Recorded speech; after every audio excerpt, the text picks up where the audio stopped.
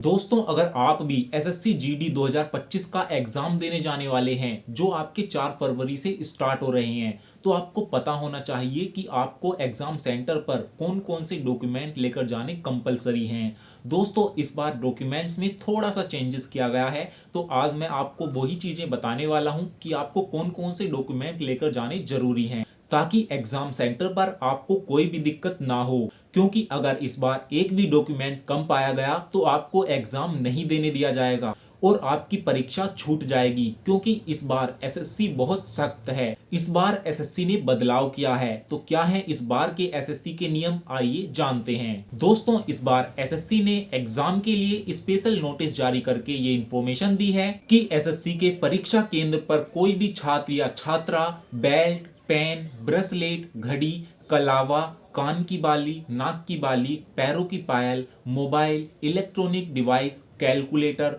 और किसी भी तरह की आपत्तिजनक सामग्री लेकर नहीं जा सकता।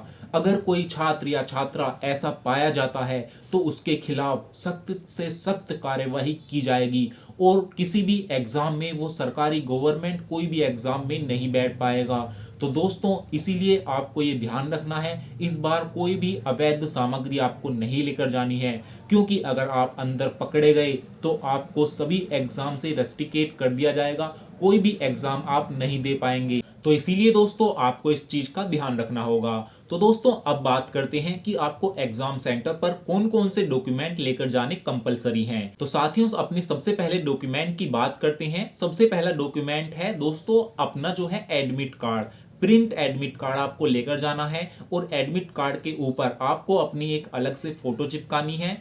उसके नीचे आपको साइन करने हैं और आप किस जिले से आए हैं, जिले का नाम लिखना है। ये 3 चीजें आपको करनी होती हैं। तो ये 3 चीजें आप अपने यहाँ पर एडमिट कार्ड पर कर लेना। दोस्तों, ये हो गया पहला डॉक्यूमेंट।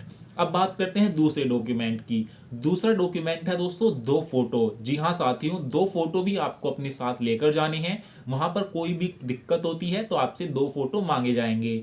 दूसरा डॉक्यूमेंट हो गया ये। तीसरा डॉक्यूमेंट दोस्तों है मोस्ट इंपोर्टेंट, वो है अपनी ओरिजिनल आईडी प्रूफ। जी हाँ दोस्तों, आपके पास अपनी ओरिजिनल आईडी प्रूफ होनी चाहिए जिस पर आपकी बिल्कुल फोटो जो है वो क्लियर हो कि हाँ आप पहचान में आए कि आप ही हैं वो। क्योंकि एंट्री के टाइम जो है आईडी में से ही आपकी और आपकी फोटो की जो है जांच की जाती है। आईडी में आपका फोटो देखा जाता है और रियल में आप देखे जाते हो, मिलान किया जाता है, तभी आपको अंदर एंट्री दी जाती है। तो इसीलिए ओरिजिनल आईडी लेकर जानी है जिसमें आपकी जो फोटो हो वो बिल्कुल क्लियर हो। तो इस चीज का आपको ध्यान रखना है। दोस्तों, अगर आपके पास आधार कार्ड में ऐसी क्लियर फोटो नहीं है तो अपने साथ आप पैन कार्ड या तो ड्राइविंग लाइसेंस या फिर वोटर आईडी कार्ड, दूसरे ओरिजिनल डॉक्यूमेंट्स भी आप अपने साथ लेकर जाना। क्योंकि वहां पर अगर कोई दिक्कत होती है तो वो आपको देखकर एंट्री दे देंगे।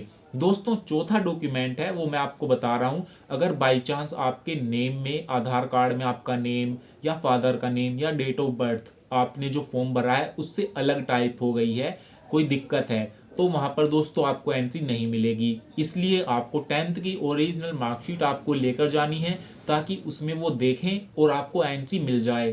तो इसीलिए ये डॉक्यूमेंट जो है आपको लेकर जाने हैं। एक्स्ट्रा भले ही हो जाए, कम नहीं होने चाहिए। क्योंकि वहां पर अगर एंट्री में आपको दिक्कत हो गई तो आपका एग्जाम एक बार अगर छूट गया तो फिर कोई भी आपका एग्जाम दोबारा नहीं दिला सकता।